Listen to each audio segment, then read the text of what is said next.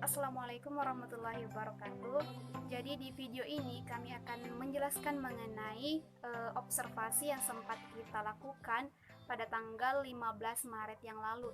Jadi kita melakukan observasi di Desa Wolangi, Kecamatan Barebo, Kabupaten Bone.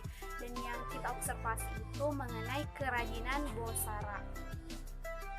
Jadi kerajinan Bosara ini dikelola oleh Ibu Jumrah. Ibu Jumrah ini berusia sekitar 30 tahun dan ditanya sejak kapan melakukan atau membuat kerajinan tersebut. Ibu Jumrah menjawab tidak tahu. Kenapa? Karena katanya kerajinan tersebut telah ada sejak dahulu dan secara turun-temurun diwariskan ke keluarganya. Jadi penasaran bagaimana cara membuatnya, alat dan bahan yang digunakan, dan bagaimana fungsinya. Tetap ikuti video ini sampai selesai. Sekarang kita akan mengetahui sejarah dan latar belakang produk Bosara yang ada di Wolangi, Kabupaten Bone. Sedikit saya akan jelaskan mengenai sejarah produk Bosara ini. Produk Bosara ini merupakan warisan dari nenek moyang Ibu Jumrah. Usaha Ibu Jumrah merupakan usaha rumahan yang hanya diketahui orang-orang di sekitar rumah Ibu Jumrah dan orang-orang di Desa Wolangi. Ibu Jumrah tidak memiliki kemampuan untuk melebarkan sayap usahanya ini.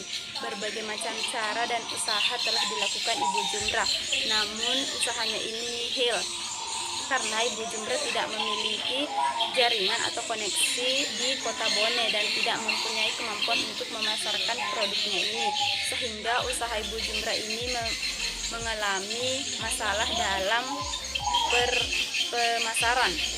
Ibu Jumrah sudah mulai putus asa dengan usahanya ini.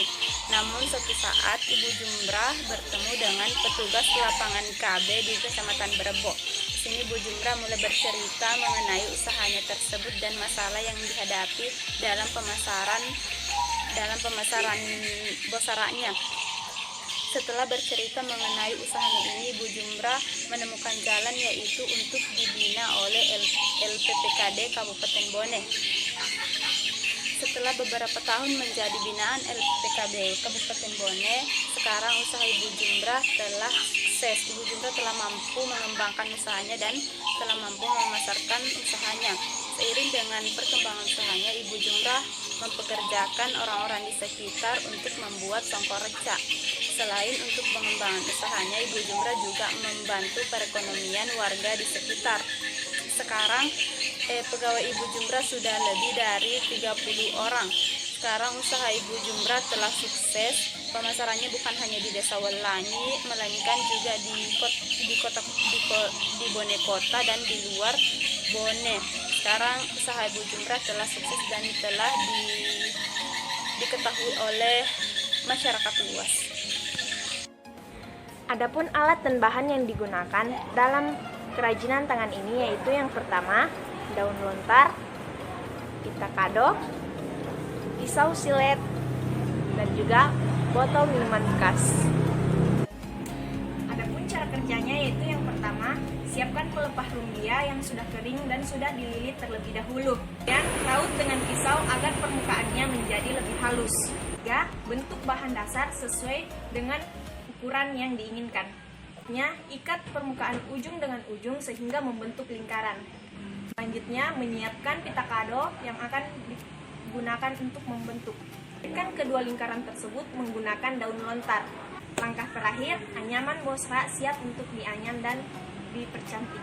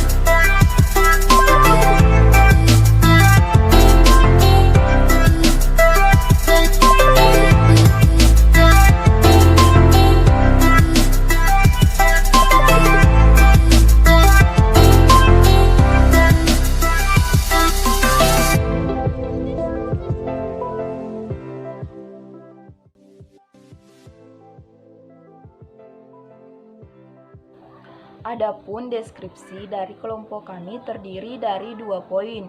Yang pertama sumber modal, kemudian yang kedua jangkauan pemasaran.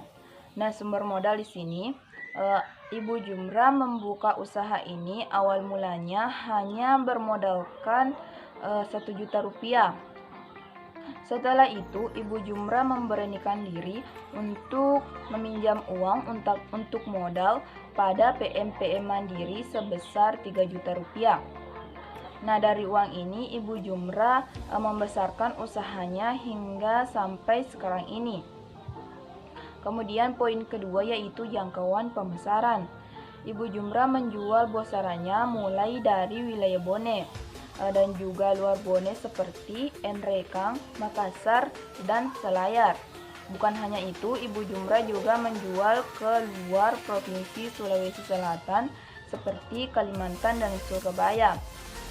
Ibu Jumra juga menjual bosarannya ke luar negeri seperti Iran dan Malaysia. Nah, bagaimana Ibu Jumra memasarkan bosarannya? Caranya yaitu melalui teman, kerabat, maupun sahabat yang sedang merantau di daerah tertentu. Nah, dari merekalah produk ini diperkenalkan dan dipasarkan.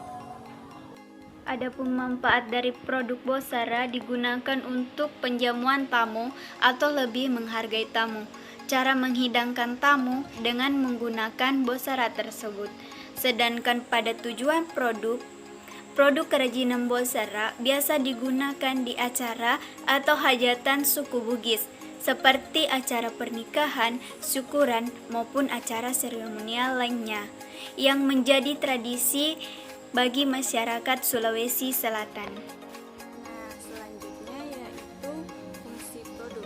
Adapun fungsi produk yaitu sebagai tempat alas piring atau bosta, yang kedua sebagai tempat tisu, yang ketiga sebagai tempat baki, yang keempat sebagai tempat buah, yang kelima sebagai tutup dan alas gelas, yang keenam sebagai tempat pipet. Nah, yang selanjutnya yaitu hambatan atau kendala. Adapun hambatan atau kendala yang dialami oleh pengrajin yaitu sulitnya pemasaran dan transportasi produk dikarenakan jarak tempuh dan kondisi jalan yang buruk sehingga memengaruhi pendistribusian barang hasil kerajinan. Itulah tadi pemaparan atau penjelasan dari kelompok kami. Lebih dan kurangnya mohon dimaafkan. Wassalamualaikum warahmatullahi wabarakatuh.